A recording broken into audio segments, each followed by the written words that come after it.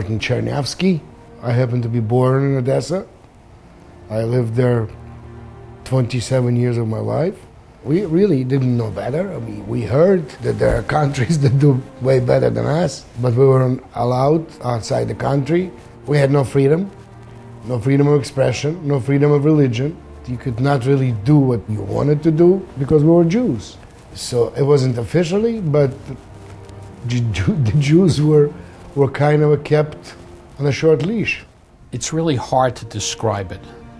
There's nothing like actually being there, seeing it.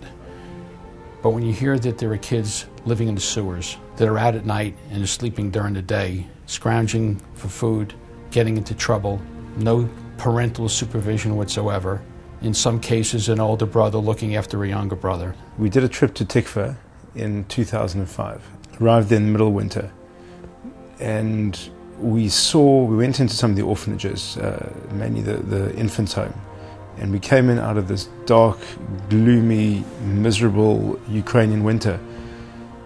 A horrible place. Came up these old pre-war stairs, came into the orphanage, and it was light and bright and kids running around. And we heard the stories of what had happened to these kids, where they'd come from, how bad it had been, the orphanages that they'd come from. And the question that we had was, who's not here yet? Which kids haven't they taken off the streets and out of the other orphanages yet? We got involved because we felt we had no choice. The kids literally dying on the streets, and we couldn't walk away from it.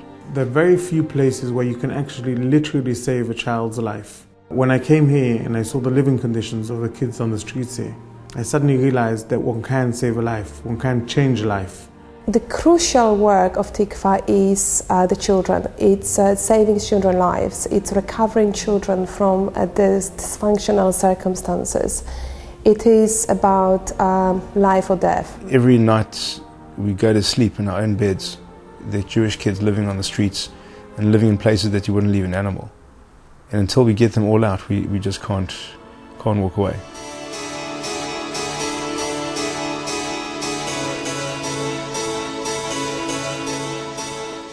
When I went over to Odessa, I couldn't believe what I saw. I mean, I didn't just see an orphanage that was taking care of the immediate needs of children who were in terrible, straits. We saw the emergence of a community that was destroyed during the Holocaust, during the pogroms.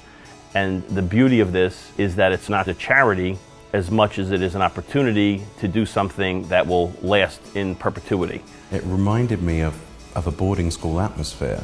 So the kids were definitely well taken care of and comfortable. But the thing that pulled on your heartstrings, especially when you go into the 0 to 4s, was the fact that they're jumping up at you and calling you daddy. Giving is receiving. And your gift will make a big difference to these children.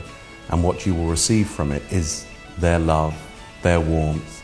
And you can feel that when you go to Tikva, and when you walk into the 0 to 4s, you feel that radiance, which is everything. I would say when you sit down at the table with your family and you have so much to be grateful for, that to get your family, your kids, everyone involved in trying to virtually adopt a child, because obviously you can't adopt them, you can't take them and come and live with you, but to virtually adopt a child, for the whole family to be involved, for your kids to be involved, to know what it is to give in this life and to be thankful for what you have. I don't think you can teach your kids a bigger lesson in life.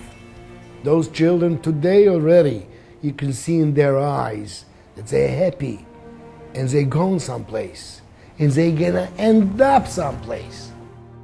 Я хочу сказать спасибо Тикве за то, что она все делает для меня, дает мне образование, и я чувствую себя здесь хорошо. Также спасибо людям, которые помогают Тикве. Спасибо им большое. Tikva has not finished its job because we know there are another 2,500 kids still at this moment living rough on the streets of Ukraine. It means they're living in cold, it means they're living in squalor, it means they're living in terrible conditions, and we can still save them. Every child needs somebody they can say, this is a problem, my shoes are hurting me, my foot is hurting me, I have a stomach, a headache. today I had an excellent day, today I got the best marks in my class. Because if no one's going to look after them, if no one's going to look, wow, you got excellent marks, then where's the incentive? I mean, most kids, they're doing things that adults should approve of them. If these kids wouldn't have that, they would also just fall by the wayside. So every child needs that love, every child needs that care. And that's why we're here.